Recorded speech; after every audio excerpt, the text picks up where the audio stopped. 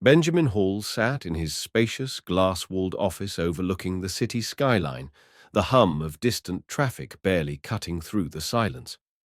As CEO of Brightford Industries, a respected mid-sized manufacturing firm, he had grown accustomed to polished reports, strategic meetings, and the buffer of middle management insulating him from the pulse of daily operations. But lately, that insulation had started to feel more like isolation. Despite his company's public image of valuing its employees and nurturing inclusivity, something gnawed at Benjamin. There was a growing disconnect between the company's leadership and the people who powered the heart of its production lines, people he hadn't spoken to directly in years. The tipping point came during a quarterly performance review with his executive team. Department heads had gathered in the boardroom, their laptops glowing as they scrolled through slides and spreadsheets. As they moved through employee evaluations, one name surfaced repeatedly: Emily Turner. She wasn't flashy or outspoken, nor did she fit the typical profile of a rising star. Yet her name appeared across departments, flagged for extraordinary attendance, consistent overtime, and a work ethic that stood out even among seasoned staff. She never called in sick. She volunteered for unpopular shifts. She seemed to shoulder more than what was expected, never asking for recognition or relief. The room echoed with phrases like quiet dedication and incredibly reliable. But no one could answer the most pressing question. Why? Benjamin couldn't let it go. Sitting back in his chair, he found himself fixated on the puzzle Emily presented. Was she just unusually committed to her job? Or was there something deeper, something personal, that fueled her unyielding drive? Theories bounced around his mind: debt, ambition, loneliness. Yet none satisfied the unease he felt. For a man who prided himself on leadership through understanding, Benjamin realized he knew next to nothing about the lives of those who made his company successful.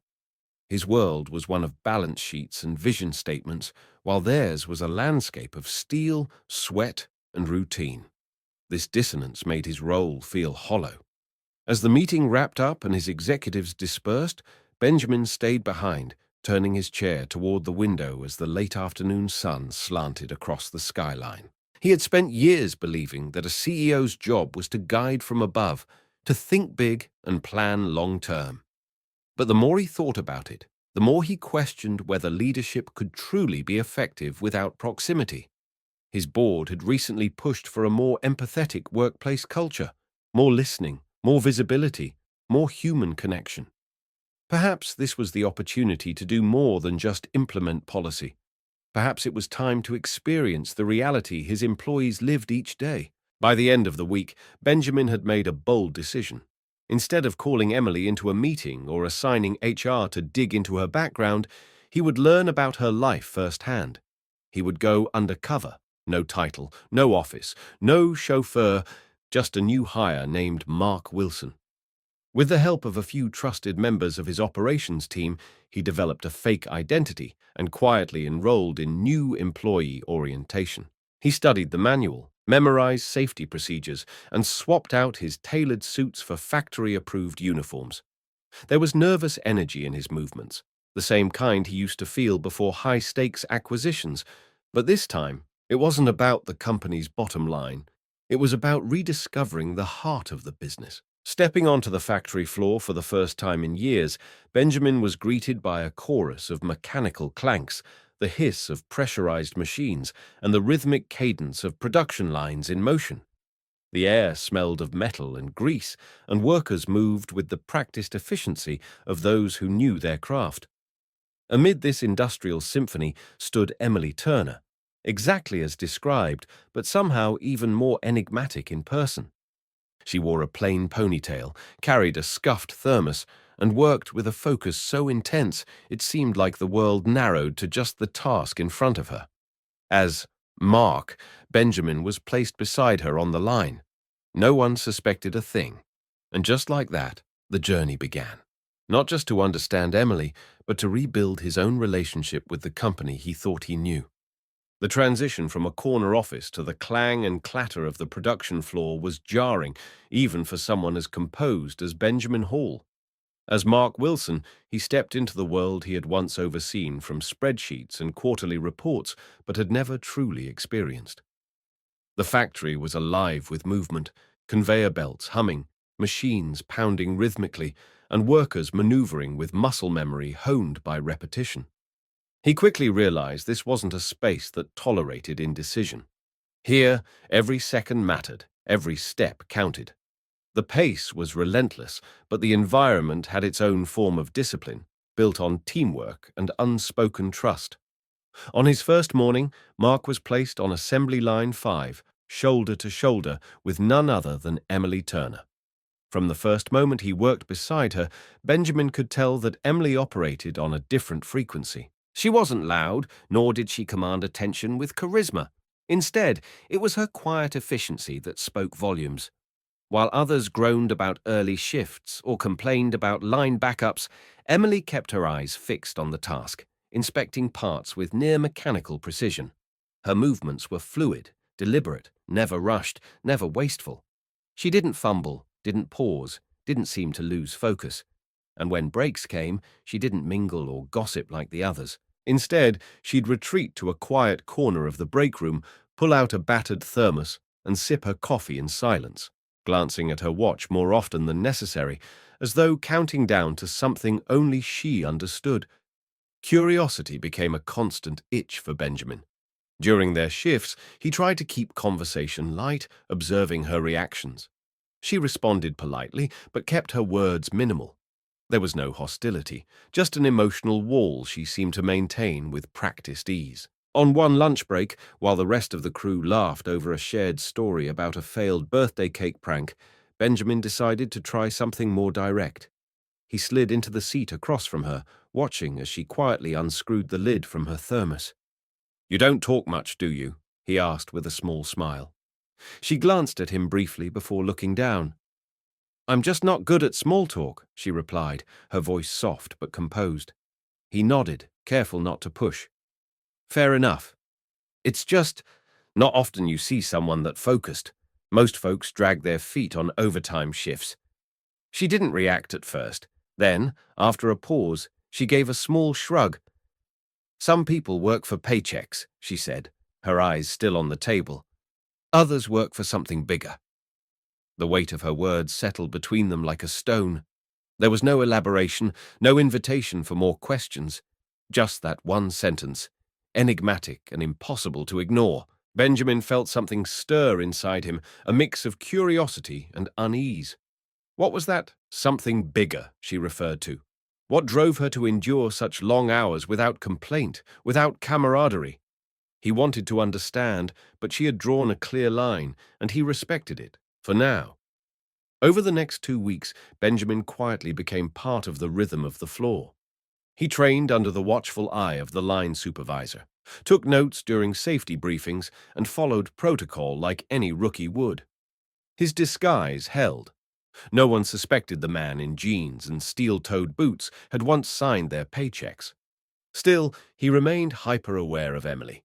He noticed how she arrived early each day, even when her shift didn't demand it. He saw how she jumped in when others fell behind, how she never hesitated to stay late without being asked.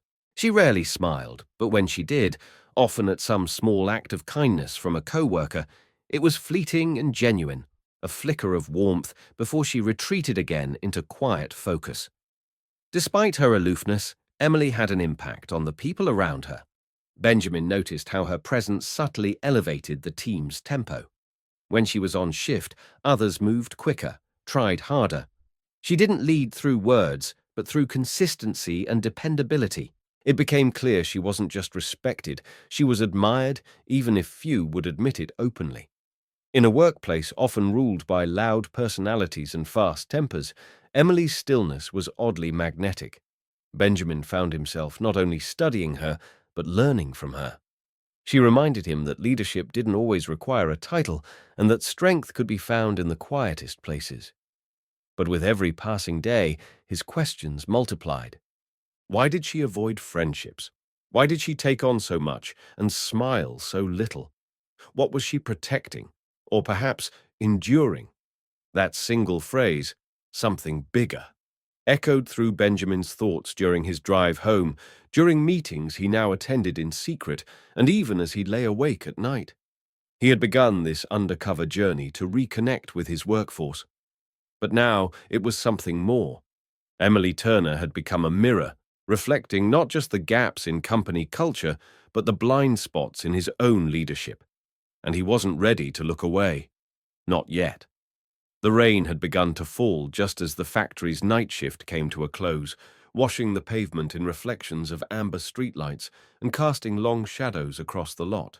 Mark Wilson, Benjamin Hall in disguise, pulled the hood of his borrowed jacket tighter around his face, feigning a casual pace as he trailed a few steps behind Emily Turner. She walked quickly, head down, her frame tense with urgency, despite the fatigue he knew she must have felt after the long shift. There was no lingering at the door, no chat with co-workers, no ride waiting, just her and the slick sidewalk ahead. Something about the way she moved told Benjamin this wasn't just about getting home, it was about getting somewhere in time. He kept his distance, heart pounding not from fear, but from the quiet dread of what he might discover. He had crossed a line, he knew that. Following her was an invasion of privacy, something he would never condone as a leader.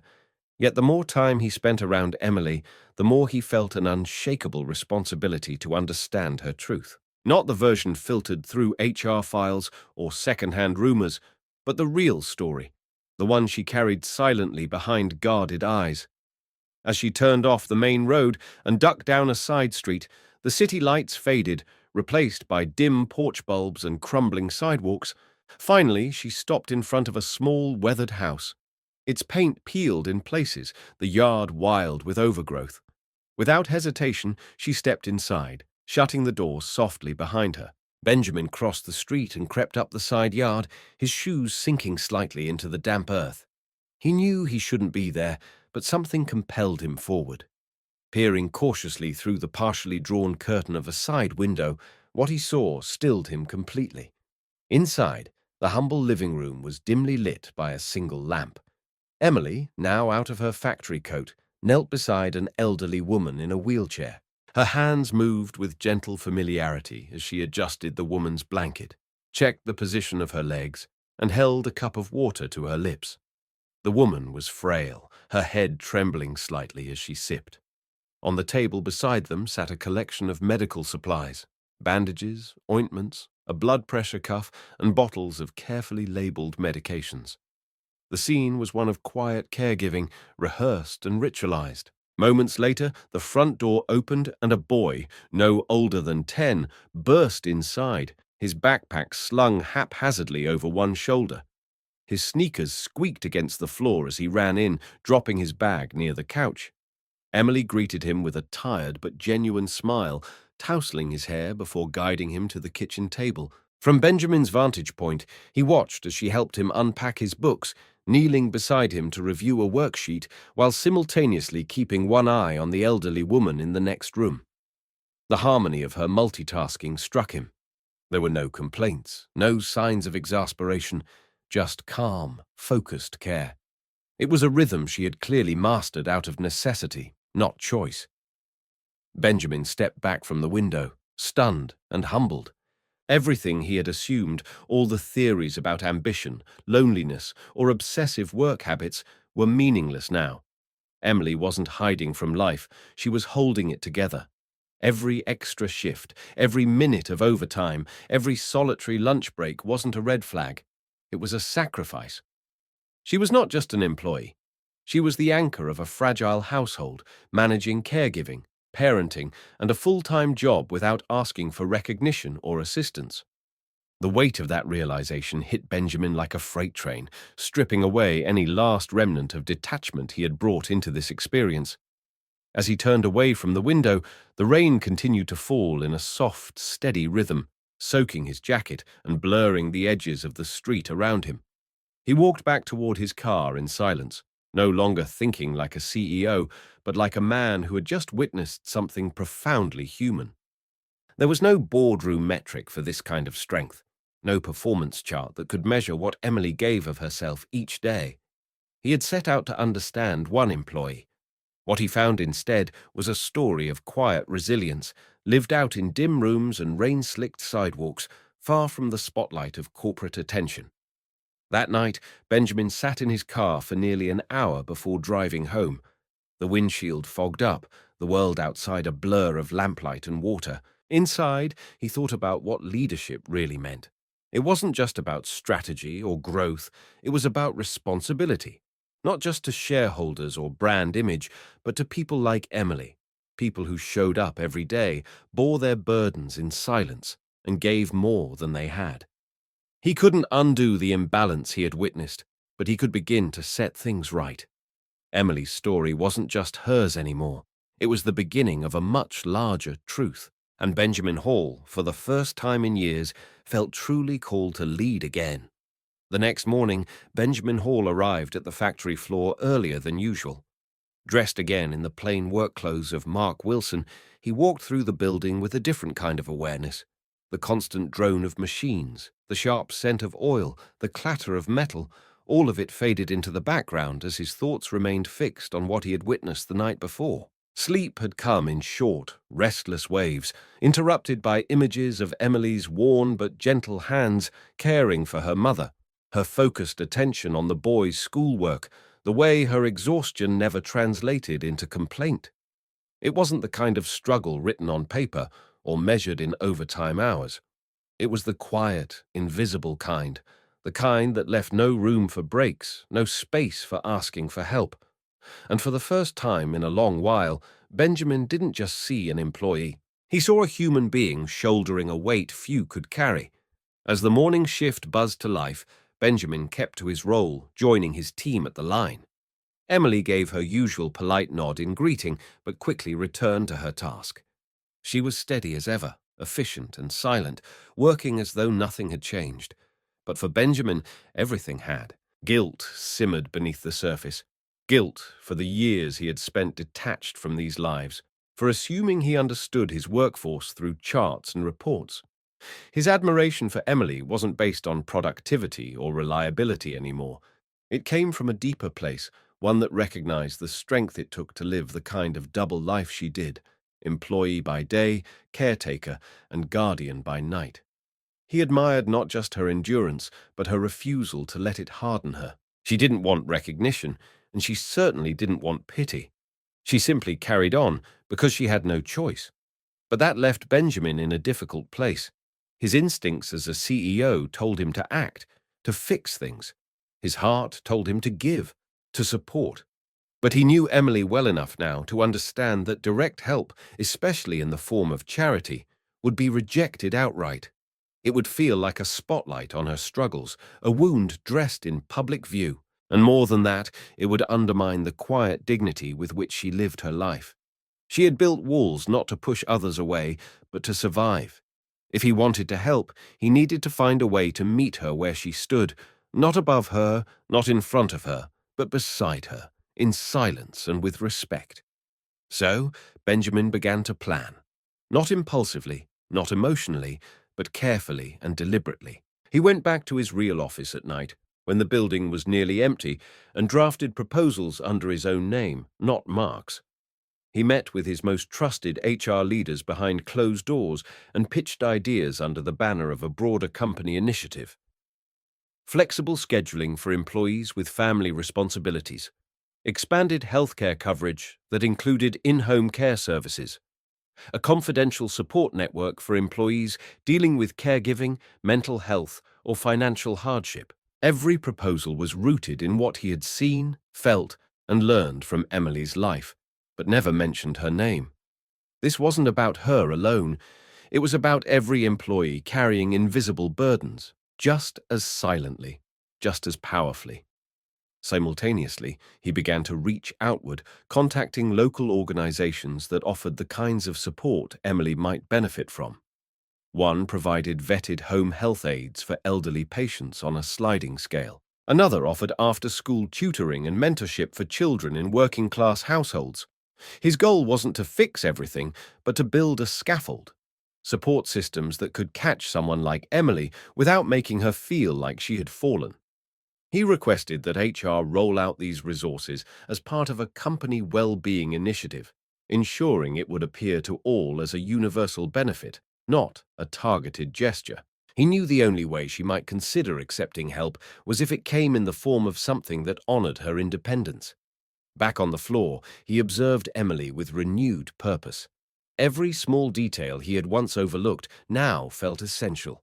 How she quietly shared tools with others, how she double-checked her teammates' work without being asked, how she packed up quickly after each shift, never lingering, never indulging in idle chatter. She was the kind of person who would never say she needed help. But Benjamin had come to understand. Leadership meant seeing those who didn't raise their hands, recognizing the ones who wouldn't ask. His new mission wasn't just to support Emily, it was to reshape the company in a way that made people like her feel seen without being exposed.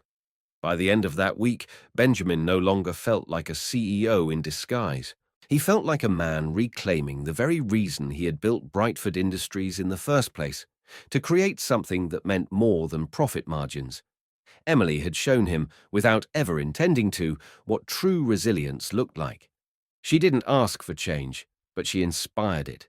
And Benjamin vowed, quietly but firmly, that the changes he was setting in motion would honor her strength, not diminish it. His goal was no longer to reward her, it was to empower her, in a way that allowed her to keep her head held high and to keep carrying the world on her shoulders, just a little less alone. The transformation began quietly, almost imperceptibly, as most meaningful change often does.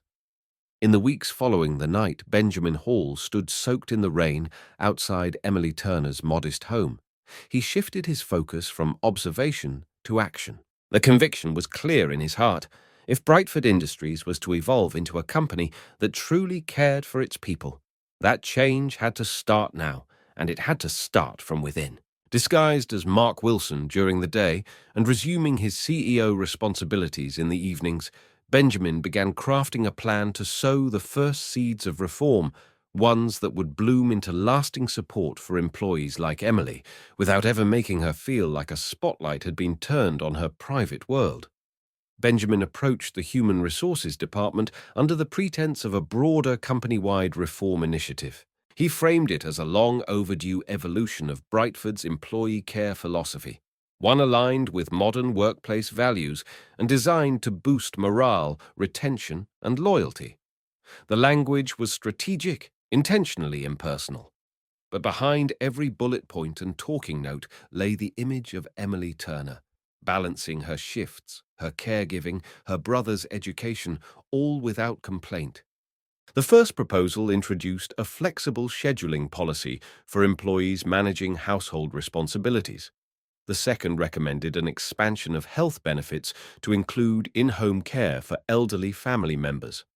A third initiative advocated for academic support services for employees' children.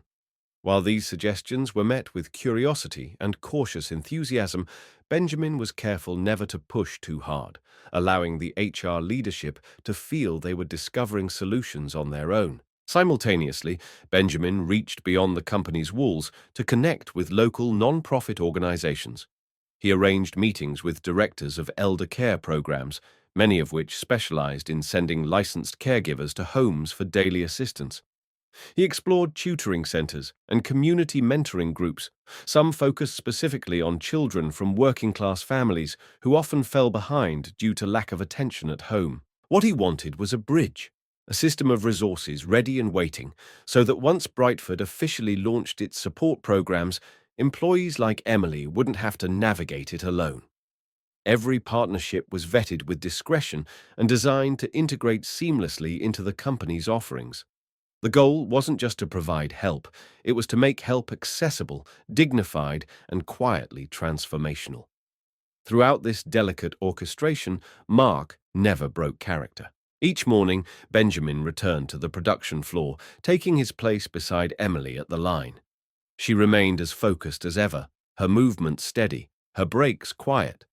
Yet he noticed something new in her, a small, almost imperceptible shift. Her eyes, once clouded with exhaustion, now held flickers of curiosity when she overheard talk of upcoming policy changes.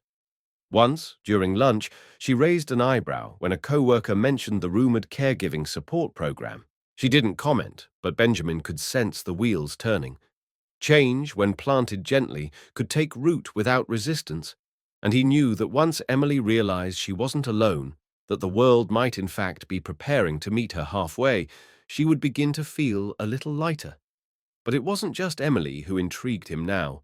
Working beside her gave Benjamin a new lens through which to view his entire workforce.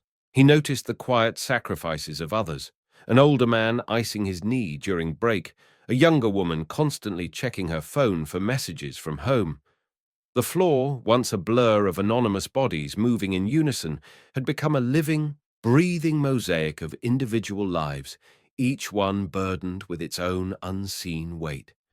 Emily had opened his eyes, but now, through her example, Benjamin was starting to recognize the quiet leadership that existed all around him.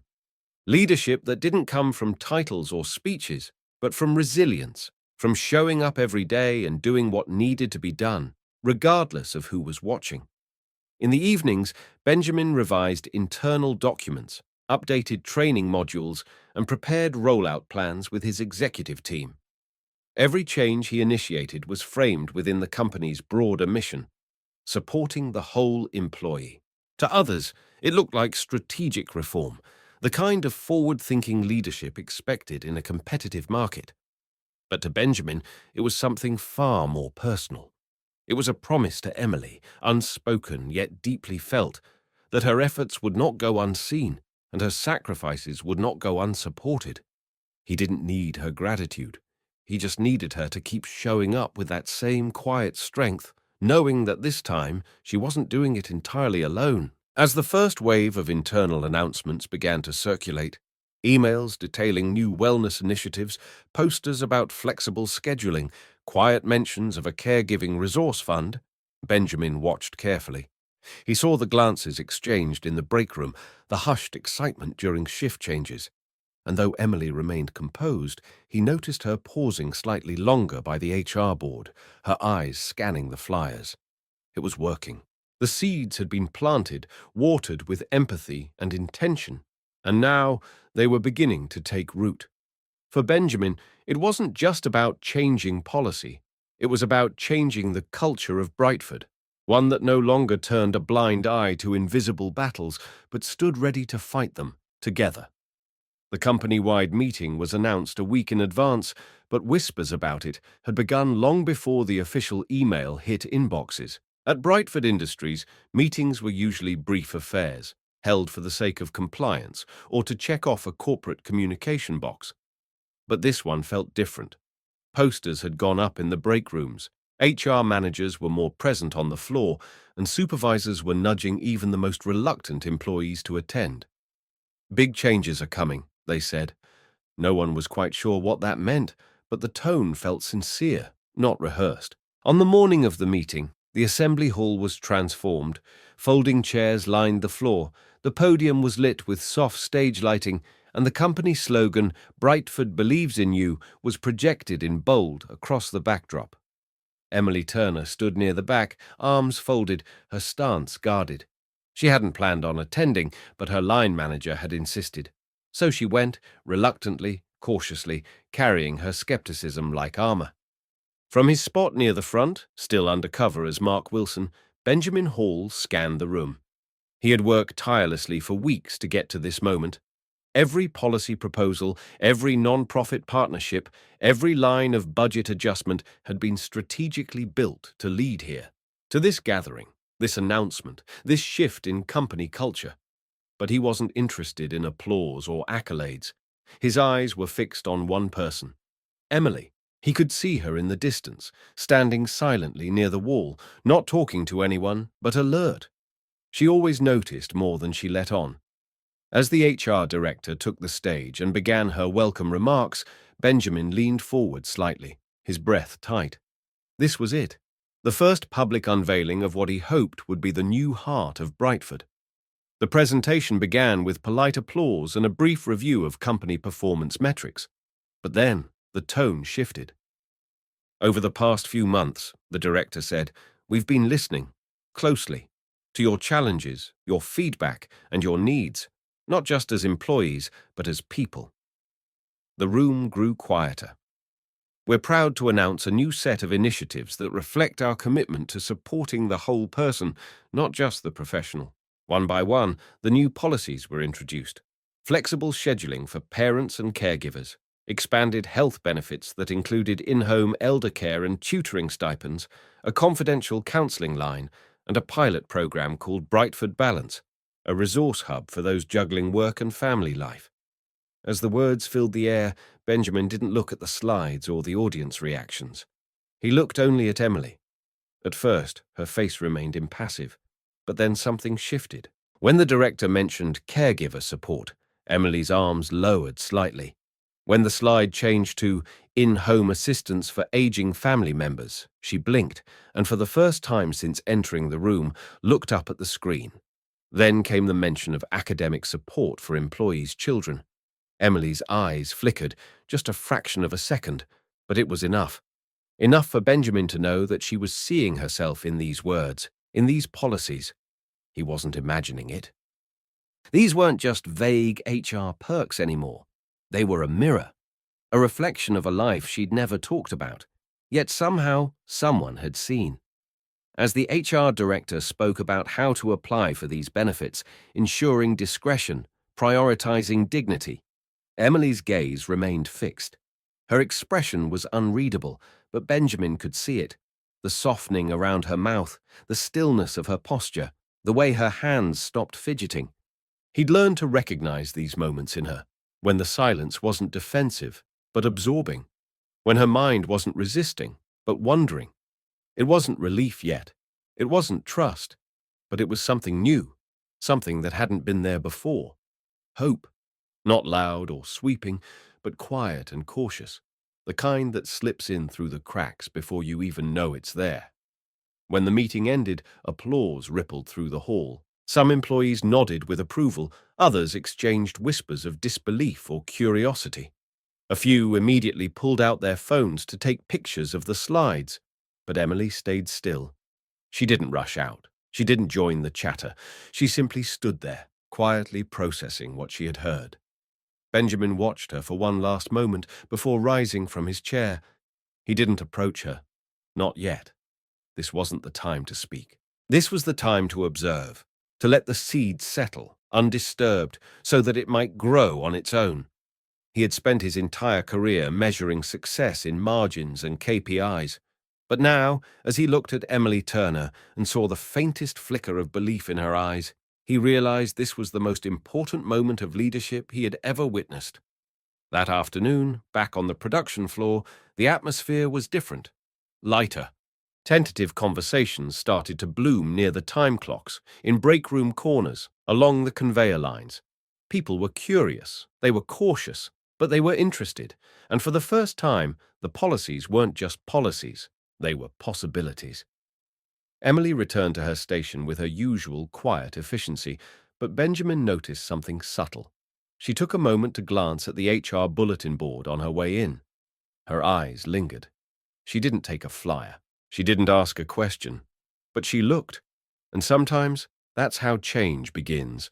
Not with declarations, but with a glance, with a flicker, with the slow, unfolding recognition that maybe, just maybe, the company sees you. The days following the company-wide meeting passed with a quiet buzz.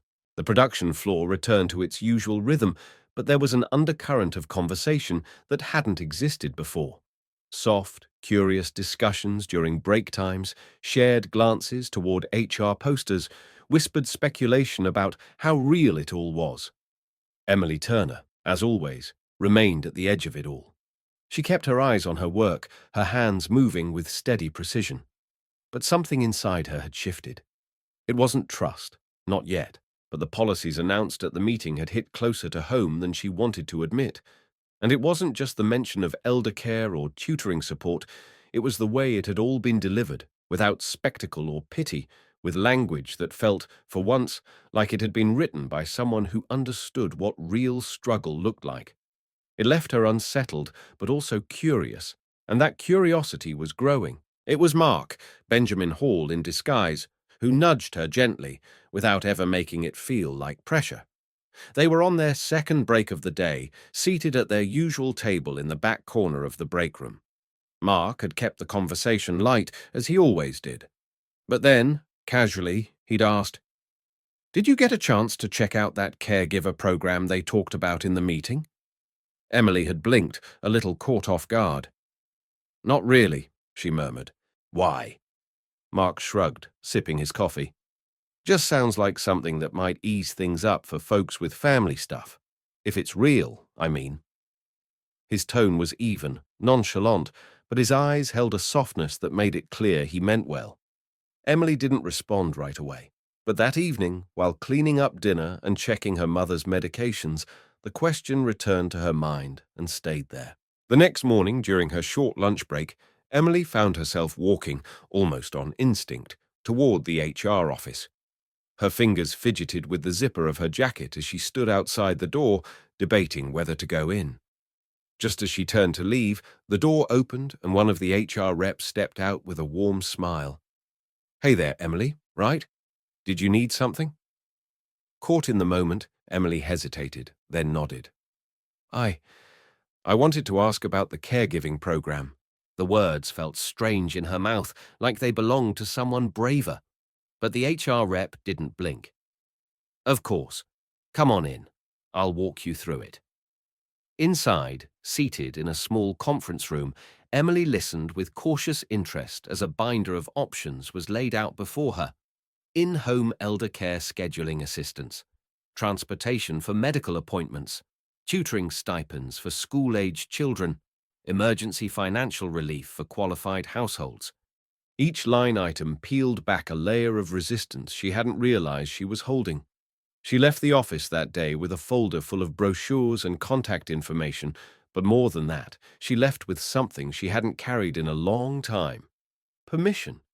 Permission to consider the idea that she didn't have to do everything alone, that accepting help didn't mean she was weak or failing or incapable. For so long, Emily had survived by keeping her world tightly controlled. Anything outside her own hands felt like a risk. But now, with the company offering structured, dignified support and no one making her feel like a case study, she started to wonder if her burdens could be shared, even slightly. Over the next few days, she made tentative calls, scheduled an in-home evaluation for her mother, spoke with a tutor about evening sessions for her brother. Nothing dramatic, nothing showy, just steps, small, deliberate steps toward breathing room. And slowly, almost imperceptibly, things began to change. Emily still arrived early, still worked with the same precision and consistency, but something in her posture softened. The weight she carried wasn't gone, but it no longer pressed down on her in the same crushing way. She lingered a few minutes longer in the break room now. Once, she even chuckled quietly at a joke Mark made about the vending machine's suspiciously loud hum. Her face, usually set in a quiet mask of focus, began to show signs of life.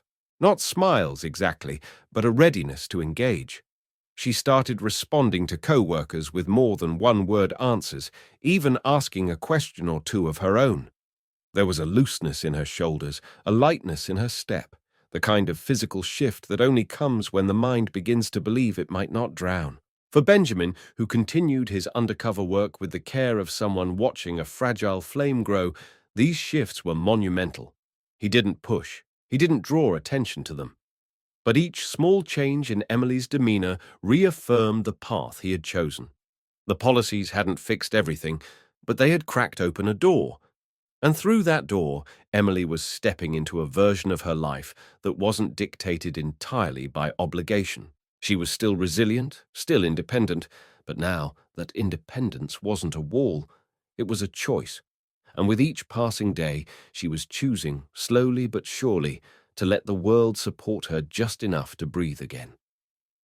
Each morning, as Benjamin Hall stepped back onto the production floor, still in character as Mark Wilson, he felt less like an outsider and more like a man returning to a place he belonged. The clatter of machines, the murmur of early shift greetings, and the quiet presence of workers who had become more than just names on payroll reports. It all felt different now. But nothing had changed him more than the subtle transformation he witnessed in Emily Turner. She hadn't become a different person, not by any means. She still worked with the same unwavering focus, still spoke softly and sparingly, but the tension in her shoulders had eased. Her steps, once heavy with exhaustion, now carried a quiet strength, rooted not just in survival, but in a newfound sense of possibility. And every time Benjamin saw her glance at the HR board or heard her share a few extra words during a break, he felt the impact of her courage ripple through him like a stone in water. What had started as a mission to understand one employee's life had evolved into something far more personal. Emily's story had peeled away the distance Benjamin had allowed to form between himself and the people who built his company. No board meeting had ever shown him what real resilience looked like. No quarterly report had ever captured the silent burden of caregiving or the kind of integrity that chose sacrifice over complaint. Her life had held up a mirror to his leadership, and for the first time in years, he didn't like what he saw. He had created an empire, but forgotten the people at its core. Emily hadn't just reopened his eyes, she had reignited his purpose. And with that clarity came the growing conviction that it was time to come clean. The decision to reveal his identity wasn't made lightly. Benjamin knew the risk it carried. Employees might feel betrayed. Some might question his sincerity, accuse him of manipulation. And then there was Emily. She was the one person he feared losing the most. She hadn't asked to be observed. She hadn't volunteered her story. Everything she had shared, even in the smallest gestures, had been earned through unspoken trust, and he had violated that by not telling her who he was. But deep down, he knew that if the changes he had worked so hard to implement were to mean anything, they had to be built on truth. Brightford Industries couldn't preach transparency while its own CEO hid behind a false name and borrowed uniform. Benjamin began making arrangements for the next company-wide meeting. This time, it would be different. There would be no slides, no policy announcements, no marketing slogans, just a conversation, a reckoning.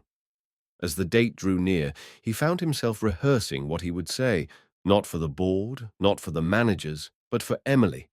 Every word had to be honest. Every sentence had to carry the weight of his transformation. He hoped, more than anything, that she would see past the disguise and recognize his heart. Because the truth was, he hadn't gone undercover to expose weaknesses. He had done it to reconnect with the company, with its people, and with the humanity he had once let slip through the cracks. The morning of the meeting arrived with a strange stillness. Employees filed into the assembly hall with coffee cups in hand, more curious than wary. Emily stood in the same place she always did, near the back, slightly apart, quietly observing. Benjamin, now dressed not in his work uniform, but in a suit that suddenly felt foreign, waited behind the curtain. When he finally stepped on stage and took the microphone, there was a beat of silence before the crowd registered who he really was. Murmurs spread like wildfire. Some gasped, others stared, and near the back, Emily's eyes widened as the truth hit her like a wave. Mark Wilson was not a new hire. He was Benjamin Hall, the man whose portrait hung in the lobby. He took a breath and began to speak. He told them about his decision to go undercover, about how disconnected he had felt, about his need to see the company not from the top floor, but from the ground level. He admitted his faults, not just in judgment, but in compassion. And then he spoke of the people who had changed him, who had shown him what leadership really looked like. He didn't name Emily directly, but as he spoke of a quiet force on the line who carried more than her share, many in the crowd began to glance in her direction. She stood perfectly still, her expression unreadable. And Benjamin, though his heart pounded, pressed on, not to win her over, but to honor the truth she had unknowingly given him. After the meeting ended, Benjamin stepped off the stage and moved through a sea of employees still processing what they had just heard. Some clapped him on the back. Others stayed silent. But it was Emily he searched for. She hadn't left, but she hadn't approached either. He found her standing alone by a vending machine, her posture guarded, her eyes cautious. When their eyes met, he saw the flicker of hurt there, but also the flicker of something else, recognition. Without trying to justify, without pleading, he said simply, "I'm sorry. I hope you'll believe me when I say it was never about using you. It was about learning from you." Emily didn't speak at first. Then, softly, she said, "I just need time." And with that, she walked away, not in anger, but with the dignity of someone who had always known her worth. The energy in the Brightford Industries assembly hall was different this time. It wasn't the buzz of curiosity like before. It was something heavier, charged with anticipation and a tinge of unease. Word had spread that today's meeting would be unusual. The invitation had come directly from the executive office, marked mandatory. Yet no one knew what to expect. Employees filled every seat, whispering theories as the stage lights flickered to life. Emily Turner sat in the same place as always, near the back, close to the exit, arms folded across her chest. She had debated whether to attend at all. Ever since the first meeting, when the new policies were announced, life had shifted in ways she hadn't imagined. Help had arrived in the form of resources and opportunities she never thought would be available. But a quiet voice in her mind kept asking, "Why now? Why her?" She was about to find out. When Benjamin Hall stepped onto the stage, wearing a dark blazer and no tie, the room went still. For those who had only known Mark Wilson, the revelation hit instantly. The murmurs surged, filling the room like a wave of realization crashing down. Emily's heart stopped. Her eyes locked onto the man she'd stood beside for weeks, the one who joked lightly during breaks, who worked the line like the rest of them. He wasn't just another co-worker. He was the CEO. She felt the air vanish from her lungs as the pieces fell into place. The way he had listened so closely, asked questions without judgment, stood back without ever pushing. It all made sense now. And yet, it didn't. The sense of betrayal bloomed so quickly, so unexpectedly, that she didn't know what to do with it. She stayed frozen, one hand gripping the edge of her seat, while Benjamin adjusted the microphone and began to speak. "I came here today not as your CEO, but as someone who spent the last 2 months learning what it really means to lead," Benjamin began, his voice calm but charged with emotion. "For weeks, I worked alongside you under the name Mark Wilson, not because I wanted to test you or spy on you, but because I needed to reconnect with all of you and with the mission I lost somewhere along the way." The crowd was silent now. Not even a cough echoed through the room. Benjamin continued, choosing every word with care. "One story in particular changed me. One person's strength opened my eyes to the reality that no policy or strategy could ever fully capture."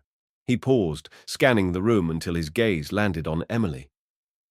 "Emily Turner," he said, his voice gentler now, "your resilience, your dedication, your quiet leadership.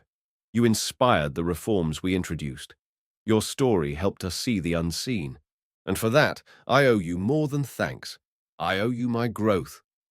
The words hit Emily like a storm. Part of her wanted to stand and leave, to retreat from the spotlight she never asked for. Her face burned as dozens of eyes turned toward her, some with admiration, others with curiosity. She felt exposed.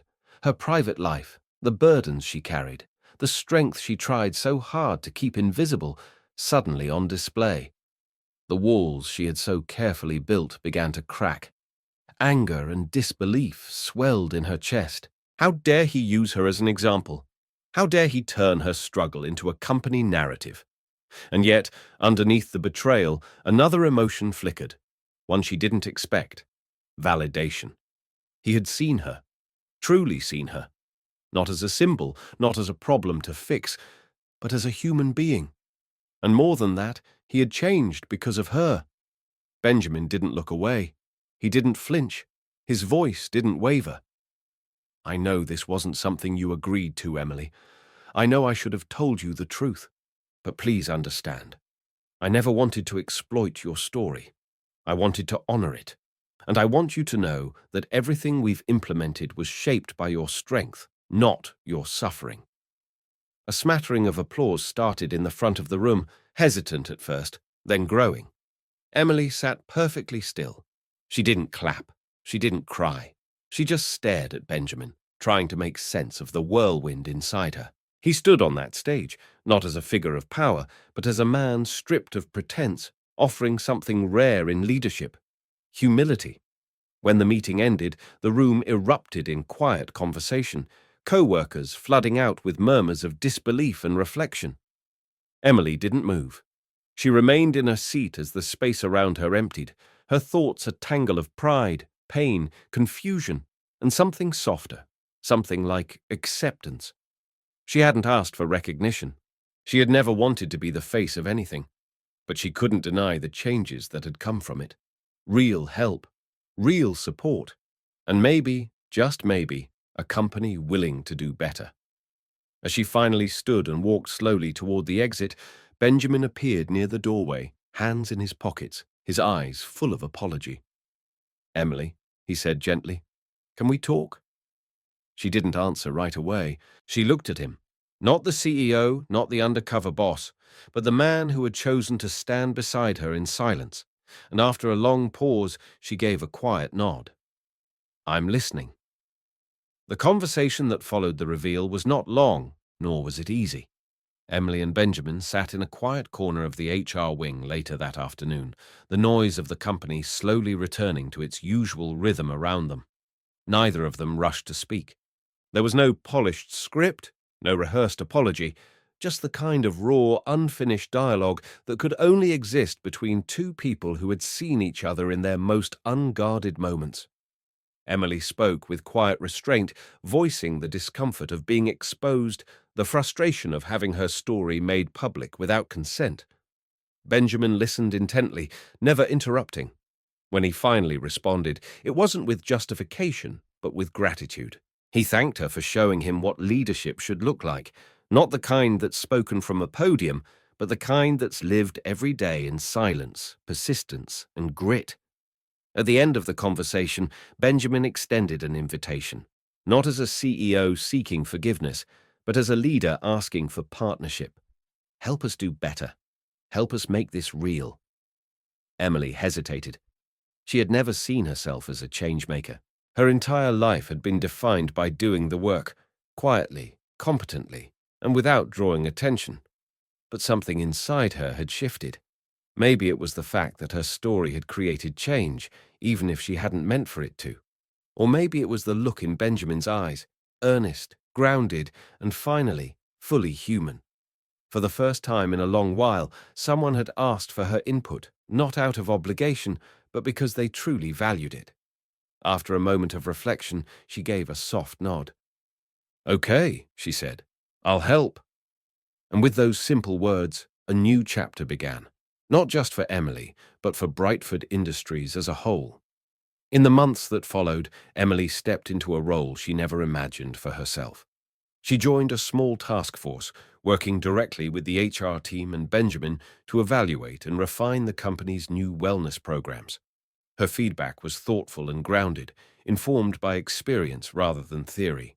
When the company launched a mentorship initiative aimed at supporting newer employees balancing work and personal responsibilities, Emily was one of its first mentors. She shared her knowledge not from a stage, but in one-on-one sessions filled with honesty and quiet encouragement. Her presence alone spoke volumes. In meeting rooms, managers stopped to listen when she spoke. In team huddles, her name came up often, always with respect.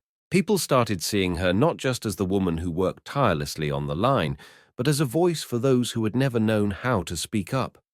With her guidance, Brightford expanded its employee support offerings to include mental health counseling, flexible caregiving leave, and peer-led check-in circles. She didn't just lend her name to the programs, she helped shape them, embedding empathy into every policy. And as she grew into this unexpected leadership role, Emily began to reclaim something she hadn't realized she'd lost: her voice. She didn't become loud, she didn't seek the spotlight, but she spoke with confidence, with clarity, and with the kind of lived experience that made people listen. She was still Emily Turner, quiet, steady, unassuming, but now she walked the halls with purpose. She had gone from surviving to shaping the very system that once failed to see her. For Benjamin, watching Emily flourish became both a lesson and a source of daily inspiration. His time undercover had humbled him, but it was this partnership that transformed him. No longer did he lead from spreadsheets or executive summaries. He walked the floor regularly now, not for appearances, but for connection. He sat in small group sessions with employees, attended wellness roundtables, and even hosted monthly open-door forums. "We're building this together," he often said, echoing the values he had once only written in mission statements. He knew now that true leadership wasn't about steering from above, it was about listening from within. And Emily, whether she realized it or not, had become the quiet force that redefined his understanding of success. One afternoon, as Emily walked through the plant with a clipboard tucked under her arm, a younger colleague approached her. "Hey, I just wanted to say thanks for everything you've done. You made it easier for people like me to ask for help." Emily paused, a faint smile touching her lips. "We all need help sometimes," she replied. "No shame in that." As the employee nodded and walked away, Emily stood still for a moment, letting the words settle around her.